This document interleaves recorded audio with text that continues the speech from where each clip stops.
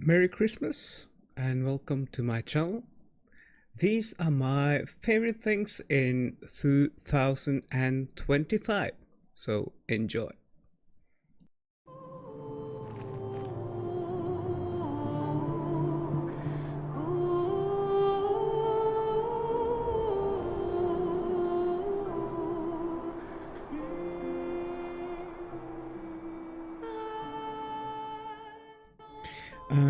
I honestly thought for a long time that I was growing tired of playing games, and I always felt that games had a potential like no other medium to tell stories, but games weren't really reaching that height, and they didn't fulfill their potential,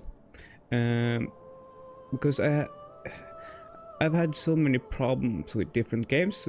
They have been great in their own rights, but were always things lacking. Like, you had great games, but the dialogue was overly bloated, or you had characters just standing still and talking at each other instead of like to each other, or you had like huge exposition dumps disguised as conversations, and like the older games didn't have any voice acting at all, and of course that can be great, but voice acting can add like an emotional weight that just reading can't if it's gonna be like cinematic. So it's not that the dialogue in a lot of games it isn't necessarily always bad, but it's not like cinematic enough or organic enough. It feels really wooden, in my opinion. And for me, Expedition 33 is maybe the first real example of what games can do, like the potential of games and for its storytelling. One thing I noticed in its storytelling is, for example, it isn't afraid to just be silent and linger on moments. I've had problems with that in other games where they just move on real quickly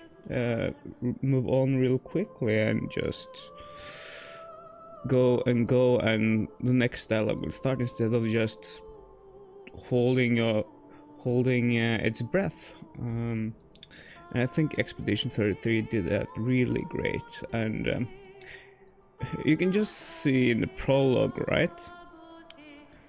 The prologue could be a 10 out of 10 either short story in written form, or it could be a short film. It's that great. It's an unbelievable start to a game. Like, how can you not get hooked on that prologue? It's beyond anything I've ever experienced when it comes to storytelling in games. It is that good, and like the story is very good and it's creative, and it has its twists and turns, and it has replayability because those twists and turns are so heavily foreshadowed that you will replay this game and you will think, why didn't I see it?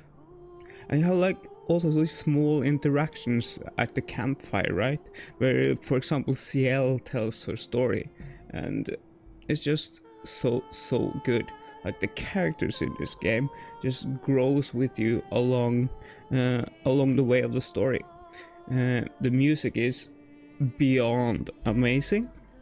Like, imagine they just found this guy like at a music forum, and it's maybe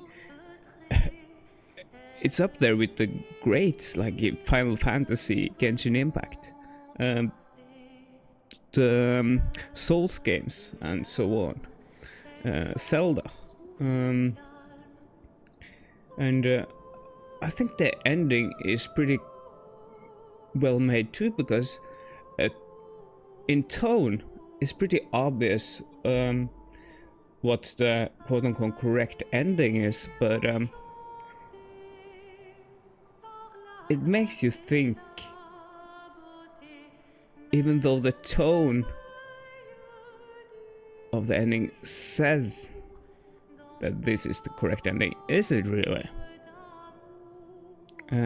It makes you question what does it mean for someone or something to be real, and you can also draw that ending and Mael to Nausicaä.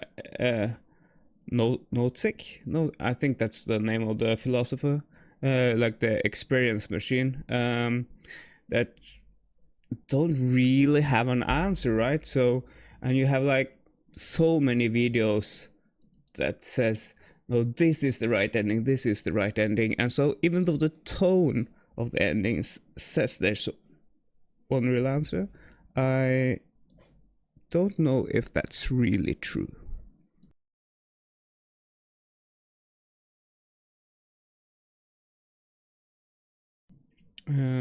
Next one is Mass Effect. I finally played through all the 3 games, and it's by far one of my greatest gaming experiences ever. I love science fiction. I think the world of Mass Effect is amazing. The characters are great. I really like that what games can do really well, and what games can really do compared to movies and books and so on is agency, like player agency. You can have choices, and those choices have consequences, and especially early on in the series they do that great. And I love that you can kind of go the bad guy route or the good guy route, and they have consequences. It can cost you to be a good guy, to make morally good choices, and like the universe is extremely well made.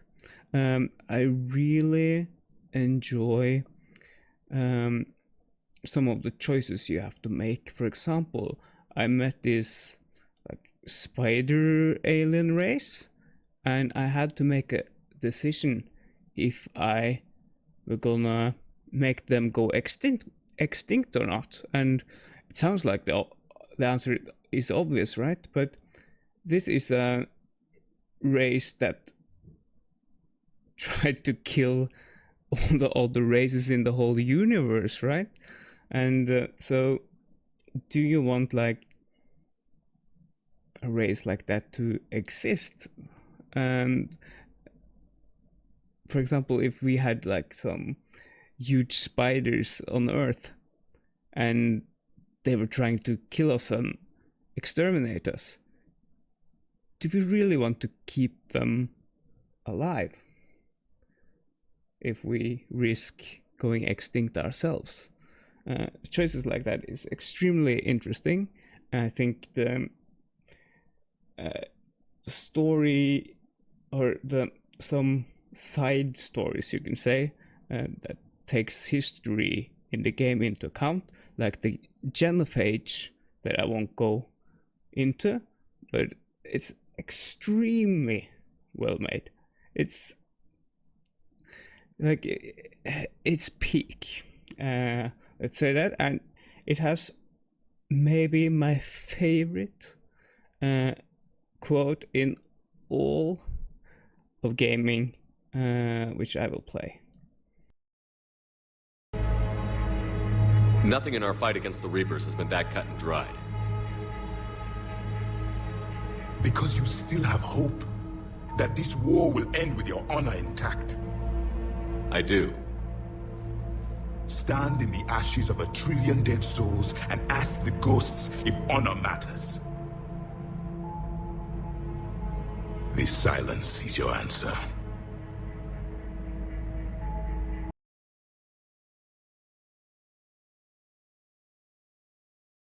The next one is a 7-book series called The Sun Eater. The author often pitches the series, or at least he used to, as imagine if Anakin Skywalker turning into Darth Vader was the right choice. So that's an interesting premise, isn't it? It has all the good stuff like Lovecraftian beings, maybe the coolest most interesting aliens I've seen. Like, they are scary, and of course the most important part, lightsabers. And I read the opening of the first book. Light. The light of that murdered sun still burns me. I see it through my eyelids, blazing out of history from that bloody day, hinting at fires indescribable.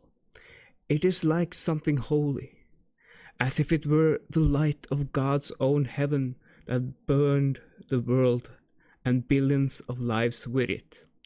I carried that always, seared into the back of my mind. I make no excuses, no denials, no apologies for what I have done. I know what I am. That's the start, yeah. And I can't wait to finish it. It's maybe my favorite book series of all time, and you should definitely read it now. The next one is Nausicaä, Valley of the Wind, I think the name is, made by Miyazaki. The film was made before Studio Ghibli was founded, but it is often considered like a Studio Ghibli film. And like, the aesthetics is just, you could just watch it without like any dialogue and just enjoy the scenery. But the story itself is incredibly well made, and it's like in typical Miyazaki fashion, very anti-war, anti-violence. It's like anti-nuclear war. It has messages of overcoming your fears, I think, is the most important theme in the story. It has maybe my favorite female protagonist of all time. She's just so great. Hollywood writers watch Nausicaä, so you know how to write a strong female character, because you obviously are incapable of that nowadays. But yeah, Nausicaä is just amazing, and it's based off Miyazaki's manga, and I can't wait to read his manga because it goes even more in depth on the world and its story, because the world is amazing. I feel like it's pretty Dune inspired in some ways, but it goes like the whole ecology system is super interesting, and I can clearly see how it inspired JRPGs, especially like Final Fantasy and Xenogears. Also inspired a lot of works like Made in Abyss and Avatar, like the Cameron films. It's so good. I was so amazed. I think it was made in 1984. Let me double check real quickly.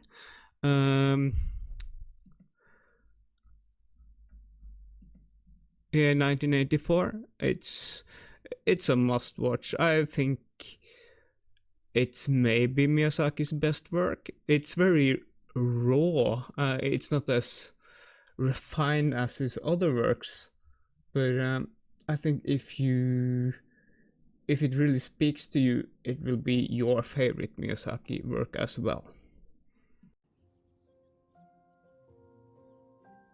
The next one is Genshin Impact, maybe my favorite game of all time. I think it has reached that point because it just keeps getting better and better, and it's not that it's flawless, but it's like its strengths are so insanely good. And I've thought about what is it about this game that makes it above the rest for me. And I think it's a lot of things, of course, but the most important thing for me is the level of immersion you can have in the game, because it has created its own mythology at a level that is so far beyond other games I've played. Like, the world feels so real. If I had to compare to another fictional work with the same level of mythology, it would be Lord of the Rings, and like, you can't have like a greater compliment than that, because Lord of the Rings, like, mythology in that series is beyond anything. And if you like combine that with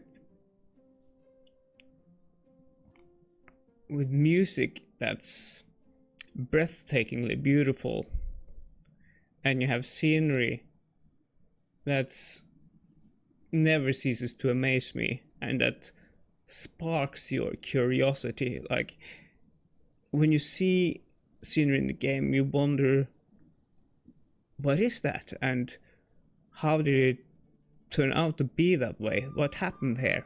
What's this place's history? And so on. And I think if you combine that and add to that great characters, you live in a world that's incredibly immersive. And I think no other games come even close to that level of immersion as Genshin Impact, and that's why it is just, to me, the best game.